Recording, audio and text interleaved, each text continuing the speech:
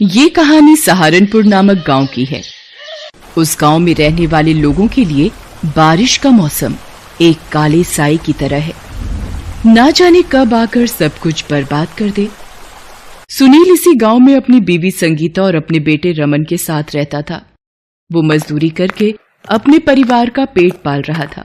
एक दिन शाम का समय था। सुनील रोज की तरह काम करके घर वापस आता है। संगीता सुनील की आवाज को सुनकर उसके पास आ जाती है। आ गए आप? मैंने खाना बना दिया है, आप हाथ मुंह धो लीजिए, खाना लगा देती हूँ। संगीता ये लो कुछ खाने का सामान और मैं ये कुछ सब्जियां भी लाया हूँ। सुनील के हाथ से थैला लेकर रसोई की ओर चली जाती है। थोड़ी देर बाद वो सब बैठकर खाना खाते हैं। रात के समय। अरे संगीता, बरसात के दिनों में काम ढूंढने में बड़ी कठिनाई हो रही है। अब मुझे पहले से ज्यादा काम करने की जरूरत है। सुनील की पत्नी संगीता दोबारा से मां बनने वाली थी। सुनील मजदूरी करके जो कुछ लाता था उसी से उनके घर पर चूल्हा जलता था। अब आए दिन गांव में बारिश होने लगी थी और कई जगह से तो बाढ़ आने की खबरें भी सुनने को मिल रही थी। एक दिन सुनील जब घर से काम ढूंढने के लिए निकल रहा था, तभी संगीता ने पीछे से पुकारा, सुनिए जी, आज आप चावल और आटा ले आइएगा, क्योंकि बस आज शाम तक का ही सामान बचा है। आप काम से आते वक्त याद से आटा और चावल लेते आइएगा। ठीक है संगीता, मैं आते समय सारा सामान ले आऊंगा। ये कहकर सुनील काम ढूंढने के लिए बाजार की ओर जाता है, लेकिन आज उसे कहीं भी काम नहीं मिलता। पूरा दिन जगह जगह भटकने के बाद थक हार कर सुनील घर वापस लौट आता है। संगीता, आज मुझे कहीं भी काम नहीं मिला। कोई बात नहीं जी, आज शाम तक तो काम चल जाएगा, सुबह की सुबह देख लेंगे। फिर वो सब खाना खाकर सो जाते हैं, लेकिन रात को मौसम बहुत खराब हो जाता है। रात भर बारिश होने की वजह से सुनील की छत से पानी टपकने लगा था। सुनील का घर बहुत पुराना था और घर की छत पर दरारें आ गई थी। उनमें से पानी की बूंदें टपकने की आवाज सुनते ही संगीता की आंख खुल जाती है और वो देखती है कि छत से पानी की बूंदें टपक रही थी। लगता है जो पिछले हफ्ते छत पर मिट्टी लगाई थी वो निकल गई है, और जहां जहां पानी टपक रहा था वहां वहां संगीता बर्तन रख देती है, ताकि घर में बाकी पड़ा सामान पानी के टपकने से बेकार न हो जाए। और फिर संगीता जाकर सो जाती है। बाहर तेज बारिश हो रही थी, जिसकी वजह से अब संगीता को नींद भी नहीं आ रही थी। तभी वो सुनील को भी उठा देती है। रमन के बाबू, उठिए, बाहर बहुत तेज बारिश हो रही है, कहीं पिछले साल की तरह फिर से बाढ़ ना आ जाए। सुनील जल्दी से उठता है और संगीता से कहता है, कुछ नहीं होगा, भगवान सब ठीक करेंगे। ये बारिश तो रुकने का नाम ले ही नहीं रही है।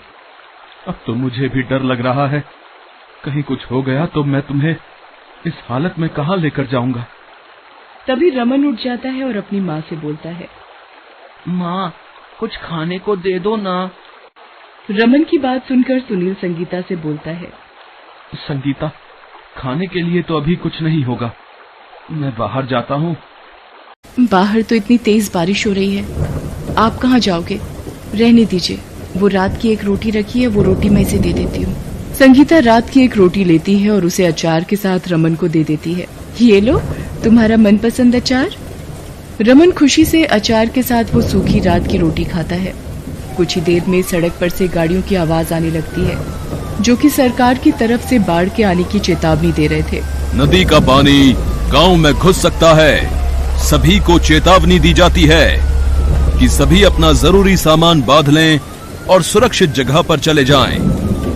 नदी का पानी कभी भी गांव में घुस सकता है। ये आवाज सुनने के बाद में पूरे गांव में अफरा तफरी का माहौल बन जाता है।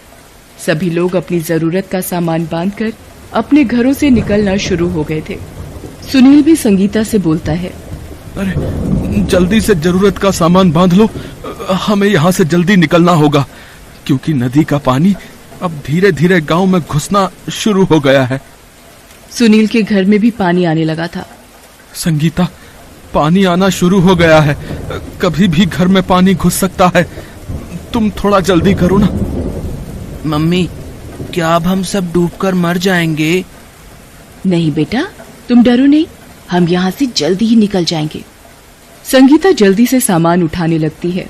तभी उसके पेट में अचानक बहुत तेज दर्द शुरू हो जाता है। रमन के बापू, मुझे पेट में बहुत दर्द हो रहा है। क्या हुआ माँ आपको? बापू देखो ना, माँ के पेट में दर्द हो रहा है। संगीता, तुम घबराओ नहीं। ये सब देखकर बेचारा रमन भी डर जाता है और रोने लगता है। बेटा, तुम माँ के पास रुको, मैं किसी को बुलाकर लाता हूँ, ठीक है? सुनील बाहर जाता है। बाहर का नजारा बहुत ही डरावना था। सब जगह पानी ही पानी था। सुनील एक आदमी को मदद के लिए बुलाता है। सुनिए भाई साहब, मेरी मदद कीजिए। मेरी पत्नी को बच्चा होने वाला है और उसको प्रसव पीड़ा हो रही है। कृपया उसे ले जाने में मेरी मदद करें। अरे भाई, मैं नहीं आ रहा, यहाँ मुझे अपनी जान की पड़ी है? और वो वहां से चला जाता है। सुनील थोड़ा और आगे जाता है। वहां एक परिवार था और सुनील उनको मदद के लिए बोलता है। अरे गणेश भाई, मेरी पत्नी के पेट में दर्द हो रहा है भाई, उसे अस्पताल ले जाने में मेरी मदद करो। शीला सुन, संगीता भाभी के बच्चा होने वाला है और उनको दर्द होना शुरू हो गया है। जल्दी चलो मेरे साथ। सुनील गणेश और शीला के साथ जल्दी से संगीता के पास पहुंच गया। रमन के बापू, जल्दी कुछ करो, मुझे बहुत ज्यादा दर्द हो रहा है। संगीता बहन, थोड़ा हौसला रखो, हम अभी अस्पताल चलते हैं। गणेश और सुनील संगीता को एक चारपाई पर लिटा कर ले जाते हैं। पानी का स्तर बहुत बढ़ गया था और उन दोनों को पानी में चलने पर बहुत कठिनाई हो रही थी और बारिश को रुकने का नाम ही नहीं ले रहा। सुनील और गणेश संगीता को लेकर चलते ही जा रहे थे।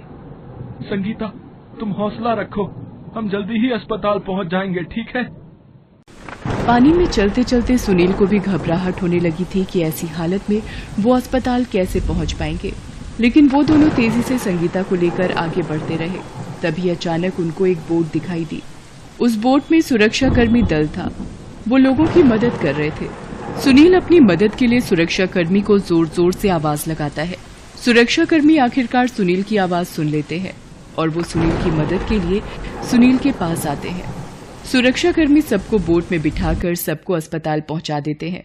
अस्पताल पहुंचकर संगीता एक बेटी को जन्म देती है। बधाई हो, आपकी बेटी हुई है। सुनील डॉक्टर का धन्यवाद करता है और हाथ जोड़कर बोलता है, भगवान आपका बहुत बहुत धन्यवाद, आज आपने हम सब की जान बचा ली।